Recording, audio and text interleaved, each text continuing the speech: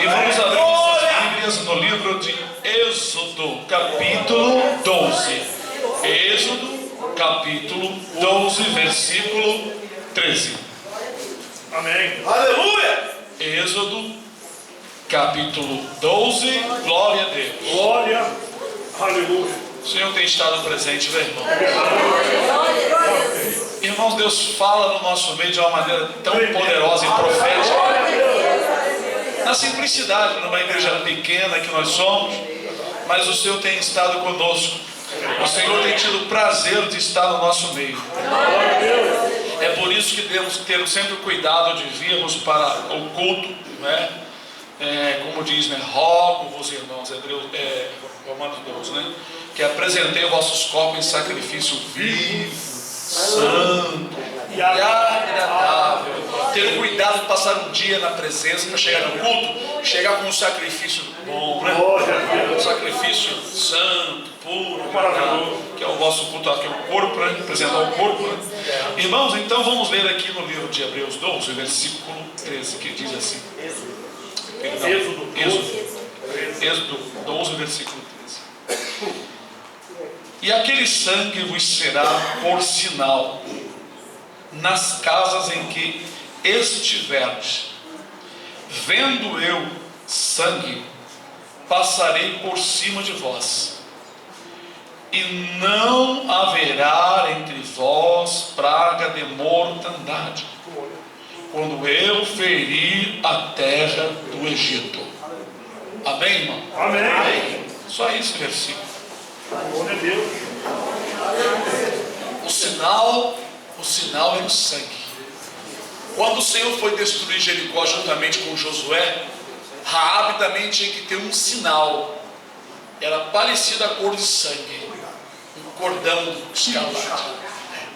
Aquela Raabe, ela representa a figura da igreja que estava em cima do muro, né?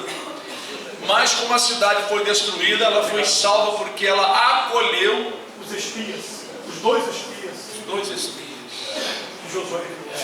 Então, irmãos, a igreja só vai ser salva se ela acolher os dois espias e manter o sinal vermelho.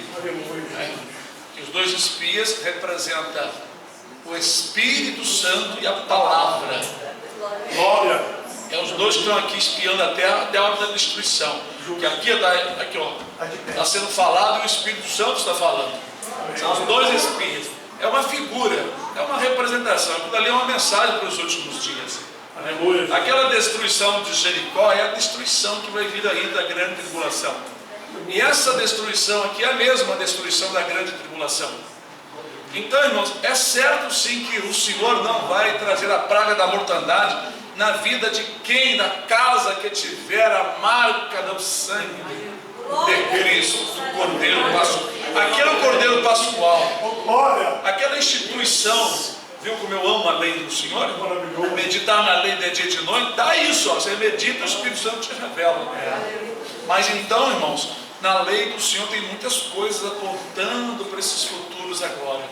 Uma delas é essa instituição que o Senhor ordenou aos filhos de Israel, que marcasse, né, a ombreira e a verga da porta das suas casas, no momento em que eles estivessem ali participando, comendo do cordeiro. Veja bem que é uma coisa assim, que engloba várias mensagens, né? A casa, ela estava perfeita, né?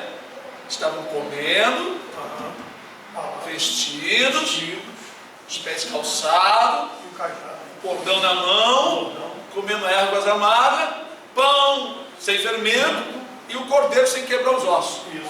Tem irmão que quer comer no cordeiro, mas está quebrando os ossos, está fazendo o Senhor sofrer, porque não está fazendo perfeitamente. E na sua casa, a marca do sangue. Isso é um simbolismo apontando para os dias de hoje.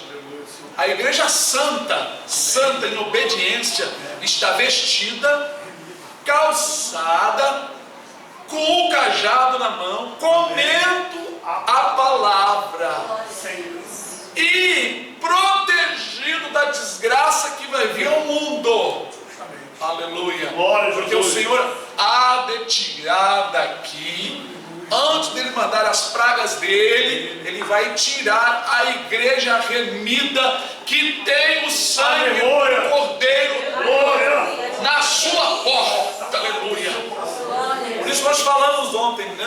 especiais do Espírito Santo. Existem muitos portais, como eu falei ontem. Um deles, mãe, está dentro das casas, chama-se televisão. Aquilo ali é um portal do inferno que Satanás conseguiu colocar dentro das casas para tirar as crianças da presença de Deus, mulher, marido, filhos, etc. E quanto mais vai se aproximando, Deus vai exigir rigorosamente que a casa fique limpinha, com a verga da porta marcada com sangue vivo. Aleluia. E dentro de casa toda a impureza, tudo que pertence ao inferno, se arrancado. Aleluia.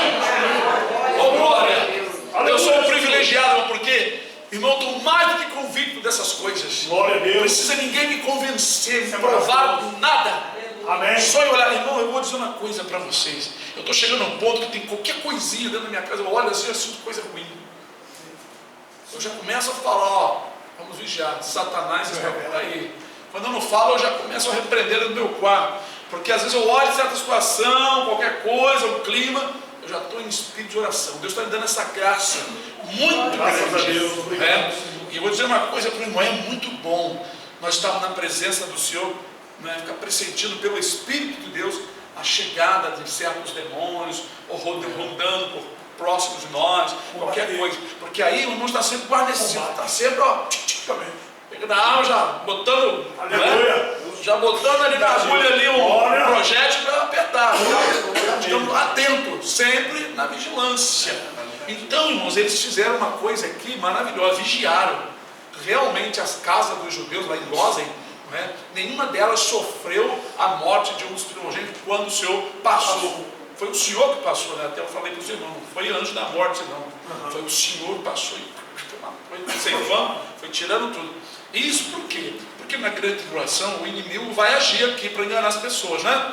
Mas o mesmo Deus dará ordem aos seus anjos, como está no Apocalipse, vários anjos vão trazer juízos, pragas sobre a terra, vinda da mão de Deus, não é da mão do demônio não, da mão de Deus. Os caras que serão, o cara será derramado do sol, né? E outras coisas mais, da mão do Senhor. Então isso aqui é uma referência aos últimos dias. Nós, aqueles dentre o povo de Deus que estão se alimentando da palavra, estão comendo o cordeiro, sem quebrar os ossos. Não pode quebrar os ossos. Lembra do falar a pedra e bater na pedra? Tem gente que continua batendo na pedra para sair a água. Estão tomando a água, mas estão batendo na pedra. Isso não é bom. Então, a obediência tinha que ser detalhadamente. Detalhado. Se o cordeiro fosse demais para a família fosse pequena, olha que maravilha. Se Deus está te dando muito alimento, o que você faz? Reparte com o seu irmão. Não vai aguentar comer tudo mesmo? Então você reparte com o irmão, vai repartir a palavra, e assim Deus vai abençoando. Então Deus mostrou naquele ato ali coisas do futuro. Veja que o apóstolo Paulo e alguns outros tiveram grande entendimento disso. Então eles ficavam atentos, estudando a lei, procurando o evangelho embutido nas histórias para compreender os dias futuros. Aleluia. É uma confirmação dos dias presentes, o que está escrito nos profetas, nos salmos e na lei.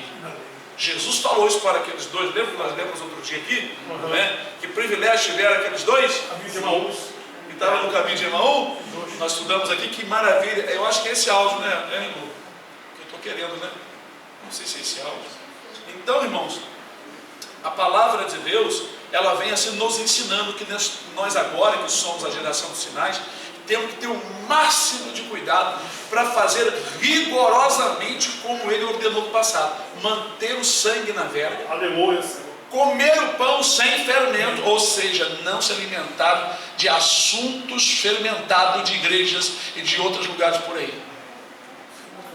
Pão é sem fermento. Porque um pouco de fermento leveda tudo, mas estraga tudo. Num bom sentido, ou num mau sentido, claro. Porque o fermento também não quer dizer que ele é ruim, ele é comparado com o reino dos céus também. Mas em algum momento nós podemos usar, por exemplo, a espada, não é, do inimigo como a espada do espírito. É claro que a palavra fermento pode ser usada para, dependendo do que está sendo pregado, para coisa boa e uma coisa ruim. né? Então, irmãos, aqui é muito maravilhoso. O Senhor falou assim, quando eu passar, vendo eu o sangue, vendo, ele tem que ver. E o Senhor está vendo as casas que tem o sangue.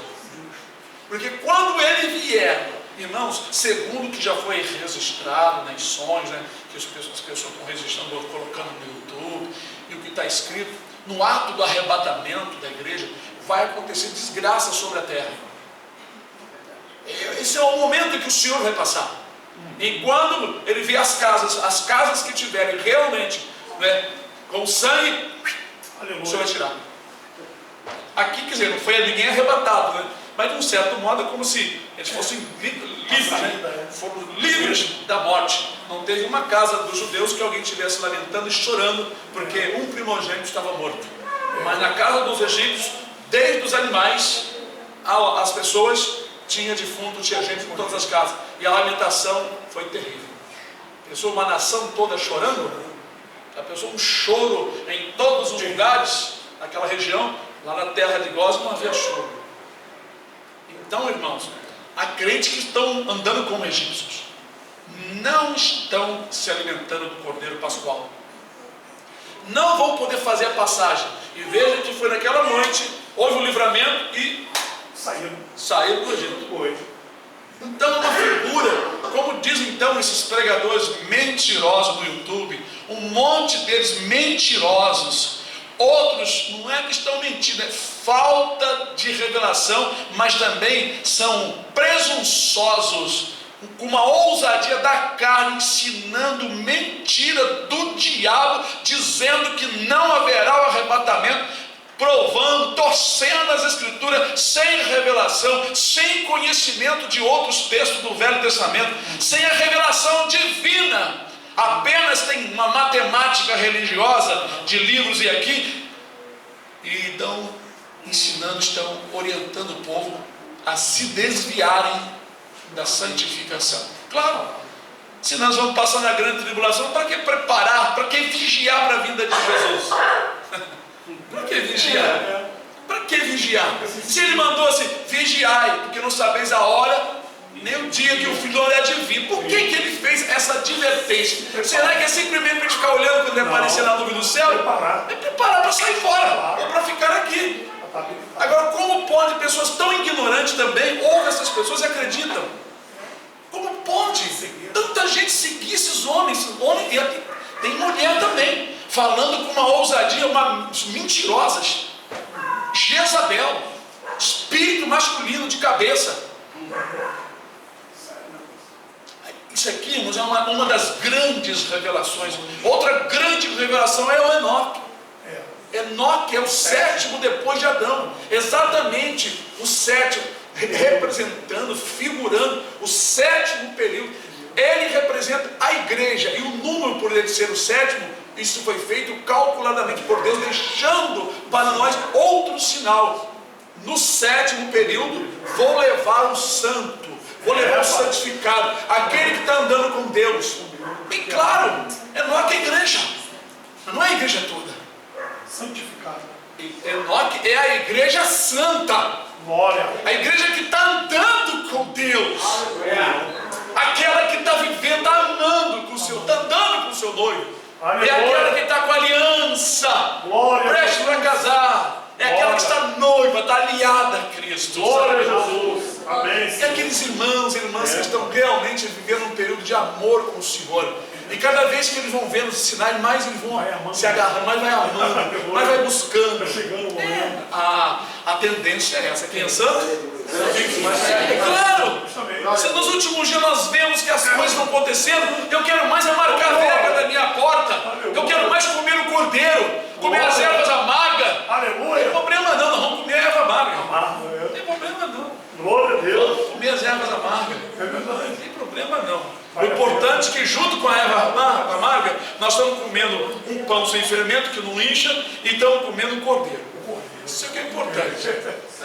Você come um pedaço de erva amarga, bota logo um tasco de carne na boca bem assado, mistura tudo e assim você consegue mastigar o amargo e o amargo se torna doce.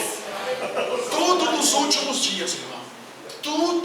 Esse único versículo aqui é uma referência a estes últimos dias. Quem realmente estiver ceando a palavra e bebendo do Espírito Santo de Deus, o sangue do Cordeiro, quem realmente estiver fazendo isso, segundo a vontade do Pai, está com a sua casa guarnecida, protegida, pintada, marcada com o sangue do Cordeiro. Aleluia. Glória a Deus. Isso é maravilhoso. E nós vamos fazer a passagem para a vida eterna. Aleluia. Romper. Aleluia. Porque os anjos nos tirarão convicto, com uma força tremenda que é como um tiro que não dá para ver a bala, o projétil. Então, os anjos vão nos levar de uma maneira poderosa, meus irmãos. É isso. Por isso que o irmão falou aqui no Salmo 1, né? Antes tem o seu prazer, aqui ó, na lei do Senhor, e na sua lei medita de dia e de noite. Se na lei aqui está falando algo do futuro, como eu vou deixar de estudar a lei de Deus? Os profetas, os salmos, ricos em profecias para o futuro, ricos em mensagens ocultas dentro de uma história que muitos pastores até hoje não conseguiram entender. Como o livro de Cantares de Salomão, estão enrolados, falando mentira, falando coisas carnais, porque, como Paulo descreveu para alguns irmãos, ainda sois carnais, porque havendo inveja, dissensões, não é? Desejos carnais, sois porventura não sois carnais? Não é? Então, irmãos, quando nós recebemos do Espírito de Deus essas revelações maravilhosas, nós temos convicção de que realmente o Senhor está conosco. Amém. Deus de agora é o nosso refúgio. E nós louvamos ao Senhor. Porque, irmãos, isso aqui está marcado há muito tempo. Eu vejo um versículo como este aqui e fico imaginando o momento do arrebatamento, né? Todo mundo em casa, trabalhando, um no campo, em algum país outro está dormindo, em algum lugar alguém está almoçando ou tomando café, conversando com alguém, ou dentro de uma sala de aula. Em algum lugar alguém está dirigindo, o outro está sendo piloto de, quem sabe, de avião. Talvez uma outra pessoa esteja no andaime, fazendo uma coisa, segurando alguma coisa para não cair, segurando uma corda para o peso lá não cair, de repente vai embora, o peso vai embora, e aí vai ser o caos na hora do arrebatamento. A mãe segurando o seu filho tão feliz, ou com a criança já na presença, ou uma criança que Deus queira levar, de repente desaparece diante dos seus olhos. Aleluia. Então vai ser, irmão, um caos, porque além do desaparecimento, segundo o que já tem sido revelado, parece que vai acontecer tsunami, um monte de coisa ao mesmo tempo. Muita desgraça. E como aconteceu no Egito. Quando amanheceu o dia, já bem de manhã, o clamor, o choro da cidade toda no país, né? País pequeno, mas era um país. Estava alastrando, né? Aquele clamor, todo mundo foi lá para Faraó. Nossos filhos, perdemos um filho, perdi meu filho morreu, meu também morreu. Choro e lágrimas, né? Então, irmãos, foi um clamor muito grande. Mas o povo do Senhor, os que tinham a sua casa em ordem, aleluia, foram salvos. Deus fez em toda a história, salvando os justos, entregando os pecadores e os ímpios. Agora, como que na grande tribulação Deus vai deixar o justo, santo, aqui passar as aflições todo dia da grande tribulação?